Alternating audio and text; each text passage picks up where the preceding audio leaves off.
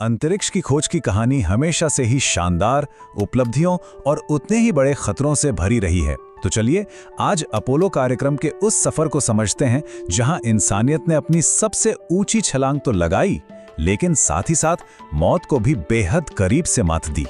बस ये कुछ शब्द, और इन शब्दों ने धरती पर बैठे मिशन कंट्रोल को हिला कर रख दिया। 3 अंतरिक्ष यात्री जो चांद की तरफ बढ़ रहे थे, अब कहीं गहरे अंतरिक्ष में फंसे हुए थे, जिंदा रहने के लिए लड़ रहे थे। तो सवाल ये उठता है कि आखिर ऐसा क्या हुआ था। चलिए इस पूरी नाटकीय कहानी को परत दर परत खोलते हैं और अपोलो कार्यक्रम के उन अनसुने खतरों को जानते हैं जिनसे इंसानियत बाल बाल बची। देखिए, चांद तक पहुंचने का ये सफर एक बहुत बड़ी होड़ के साथ शुरू हुआ था। ये सिर्फ विज्ञान की तरक्की के बारे में नहीं था, बल्कि दुनिया की 2 महाशक्तियों के बीच अपने वर्चस्व की लड़ाई थी। सोवियत संघ एक के बाद एक बाजी मार रहा था। पहले स्पुतनिक और फिर यूरी गगारिन को अंतरिक्ष में भेजकर उन्होंने अमेरिका को सचमुच चौंका दिया था। अब अमेरिका पर बराबरी करने का जबरदस्त दबाव था और इस दबाव का नतीजा था ये वादा। जरा सोचिए, ये बात 1961 की है, जब आज के स्मार्टफोन जैसे कंप्यूटर तो छोड़िए, वैसे कंप्यूटर भी नहीं थे। उस वक्त चांद पर इंसान भेजने का वादा करना कितना बड़ा, कितना दुस्साहसी कदम था। और फिर वो पल आया जिसने इतिहास बदल दिया, अपोलो 11, नील आर्मस्ट्रांग का चांद पर पहला कदम। लेकिन जो बात बहुत से लोग नहीं जानते वो ये है कि ये शानदार जीत भी खतरों से बिल्कुल खाली नहीं थी।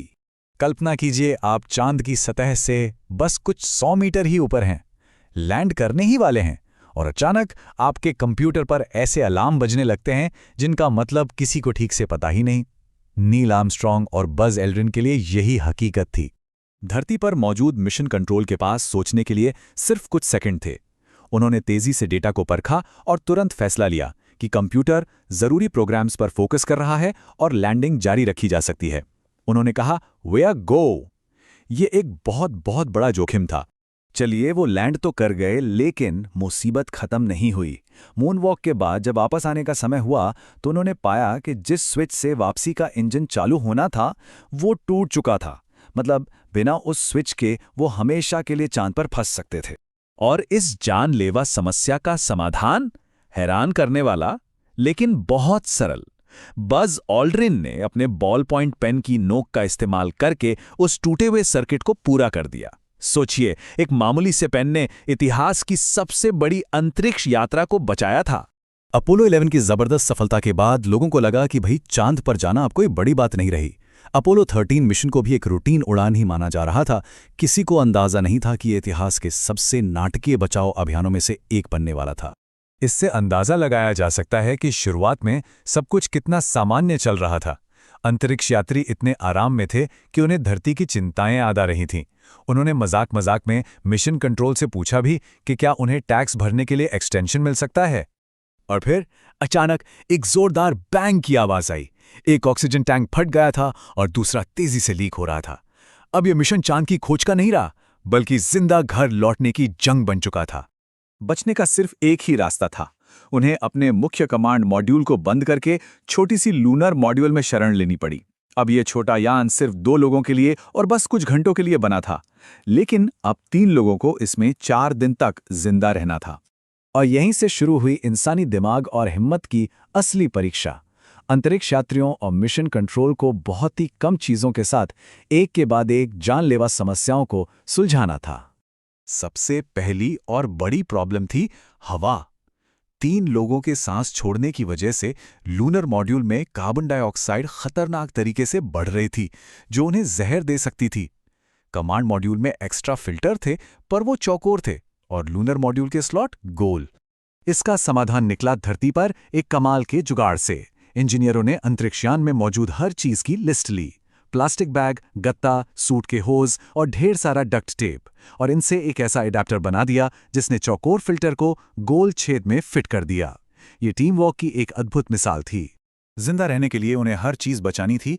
उन्होंने बिजली बचाने के लिए लगभग सब कुछ बंद कर दिया, यहां तक कि हीटर भी। यान के अंदर का तापमान 0 के करीब पहुंच गया था, और पानी, उन्हें दिन में सिर्फ 200 मिलीलीटर पानी पीने की इजाजत थी। घर वापसी का आखिरी पल सबसे तनावपूर्ण था।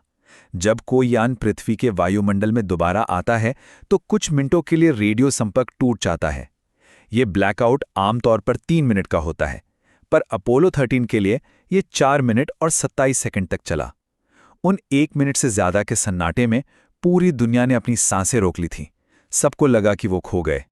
अपोलो 13 की चमत्कारी वापसी तो हो गई, लेकिन इस घटना ने सबको हिला दिया और शायद इसने ही अपोलो कार्यक्रम के अंत की शुरुआत भी की।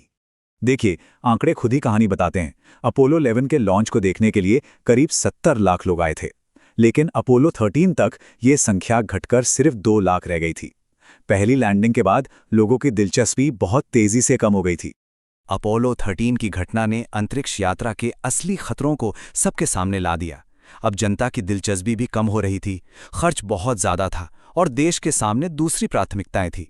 नतीजा, सरकार ने नासा का बजट कम कर दिया और अपोलो 18, 19 और 20 जैसे मिशन रद्द कर दिए गए।